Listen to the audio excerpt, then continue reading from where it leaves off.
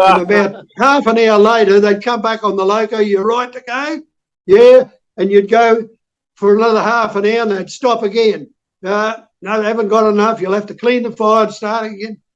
Wow. And when you clean the fire, sometimes you had nothing. When you went to clean it, it was just a mess. And when you knocked the clinker out, you had a little bit of, so you had to go and find posts on the track on the side of wood and start again, throw in the firebox, get it going again. It was an education. The hardest thing a fireman had to do when the diesels were there was reach up and push that button, mate. Yeah, push the bloody button. And half the time they couldn't even do that. Half the time you'd have to wake them up to do it. Right. That's the vigilance button. The vigilance button, yeah. Hey, Doug, I know you're not, you're learning a lot about trains because you've done a bit, but Doug, have you got any questions for Bob and that, you know, like back in the steam days or anything you want to know about what it was like to be a steam driver or moving to locos, Doug? Yeah, I have a question, which is what would you recommend as the right track to becoming an engine man? Right track? Right track. Get it? So back in them day or currently to become an engineman? Back in your day. Oh, what'd you do to get the job? Like, you started off as... Oh, right, yeah. You started off a cleaner. You joined the job and all you went down to the loco depot and you cleaned locos and and that's what you started off doing, cleaning. And then you started off, they'd let you do your rules, like your safe working rules. You had to go through all that, and eventually you got your boiler ticket. That was, you became a fireman, qualified to be in control of a boiler. You had a steam ticket. That means you were able to registered as authorised to work on steam locomotives and be in control of a boiler, more or less. And that's when you got rated as a fireman. Before you were only a cleaner, and then you got rated. It took me 4 years before I became a fireman, and then it took me another 4 years before I got qualified to drive a locomotive. And in that time, you did, your air brake. I think it's a much quicker process now, isn't it? Like with guys. Oh yeah, a lot quicker. Yeah. Yeah, because it's a lot more technical now. Computers and the controls are a lot different now on the locos.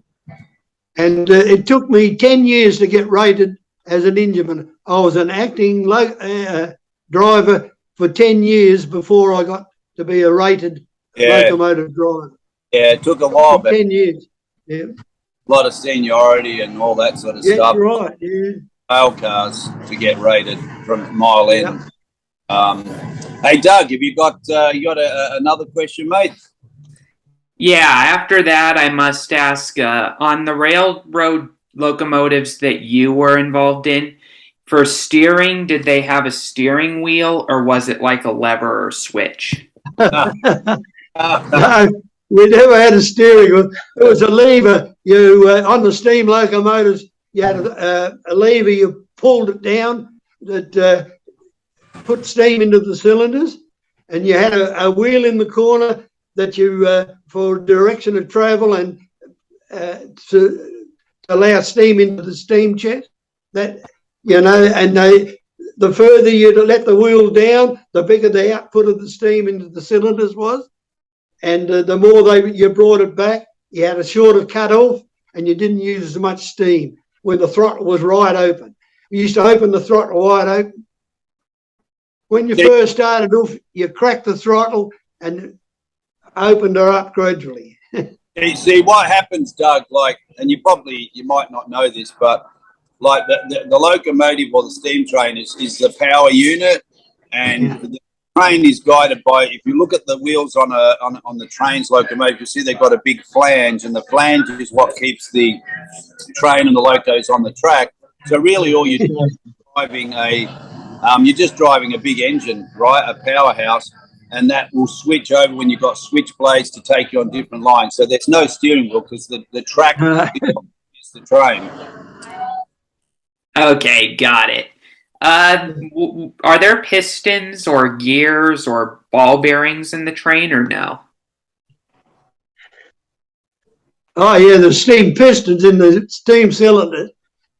As you open the throttle, it allows the steam to go into the cylinders and drives the wheels on the what's the name?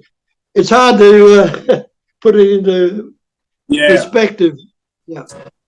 Well, Doug, I guess the easiest way, if you can imagine, like especially on the big locomotives, right, the diesels, it's just a big engine, a big 12-cylinder or 8-cylinder, what it is, engine sitting there in the middle of the locomotive, and it's got a big generator connected to it. So when that fires up, that generator is spinning via the engine turning it, and that generates electricity, which goes via cables to traction motors, which are under the locomotive.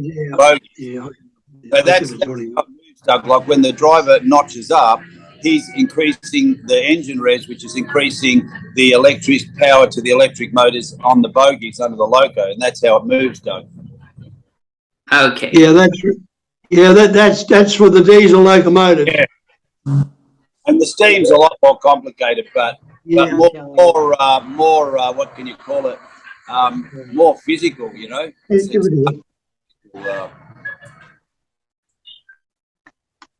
There's a photo of it. That's a Garrett locomotive. Wow. Can you see it? Yeah. Look back in 1969. That was 1969. Wow. And that's going into Australia? Give us a look at it. Dad was driving.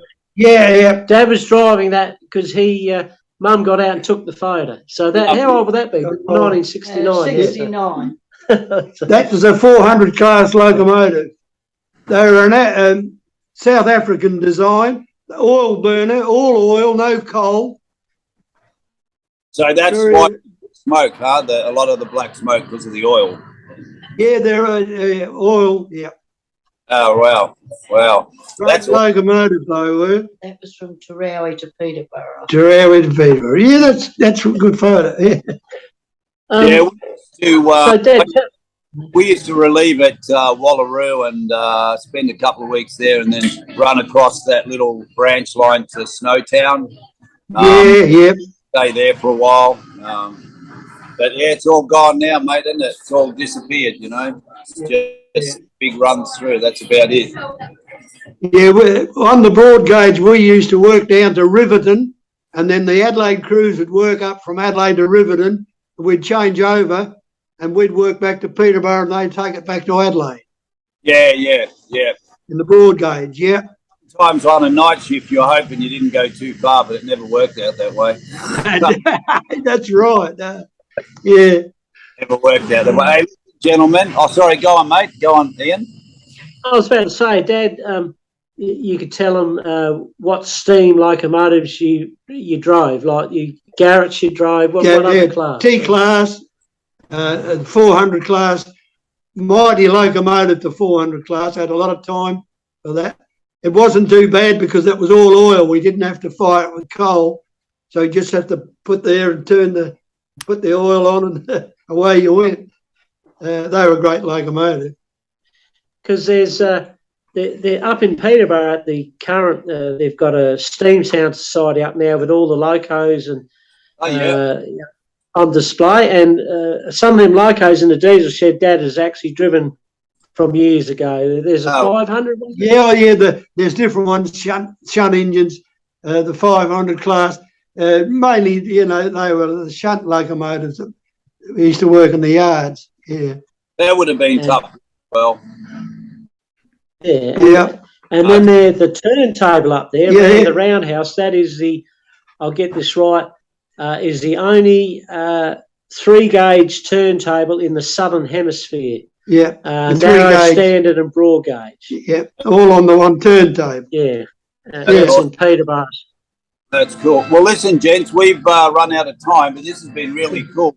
And what we'd like to do, Ian and Bob, is, maybe in, 4 or 5 weeks, have a break and then just come back and hear some more detailed stories of some of your journeys or some funny stories. But this is a good way just to get people interested in, a bit of your journey. And that was the centenary train. Yeah. Yeah, okay. Just one more there. There's the centenary train. oh, wow, that's a cool photo. Yep. Oh, wow, that's awesome. Yeah. August, Hey, what's it called? August 89, that one was, Yeah. yeah. But all right, Doug, yeah. No worries, yeah.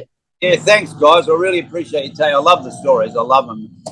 And Yeah. we'll let you know when this is out. And then, when it suits you guys in 5 or 6 weeks, whatever, no hurry, we can have a chat and get into some funny stories, because I know there's plenty, mate. You've got plenty there. There's some you can't, some you can. Yeah. Yeah, I've been retired 30 years, July. Wow. I've been out of the job 30 years. So Wow. I'm getting nearly 91. My old memory's getting a bit short, but I still got fond memories. Yeah, you sound pretty sharp. Yeah, well, it's good. I love the job. Yeah. Once I got into it was in me blood. Yeah, no, I agree, bro. I never forget. A long time, but I loved it. It's great. Yeah, I love the job. I love working with the blokes. Your mates they always stood by you. And, Yeah. When you're in strife, you can rely on your mates to stick up for you. Yeah, absolutely, you can, mate. I've got plenty of them stories. I can't tell. Well, listen, Bob, thanks, mate, and Ian, I really appreciate it. We'll tell you when this is all ready to go on and send you a copy before we put it out. Ah, cool. Yeah, all no right. worries. All Yeah, right. thank you, Andy. Yes. Yeah, thanks, Andy. All the best. Yeah, thanks, guys. And Doug, Kenny, you can take us out and thank these wonderful gentlemen.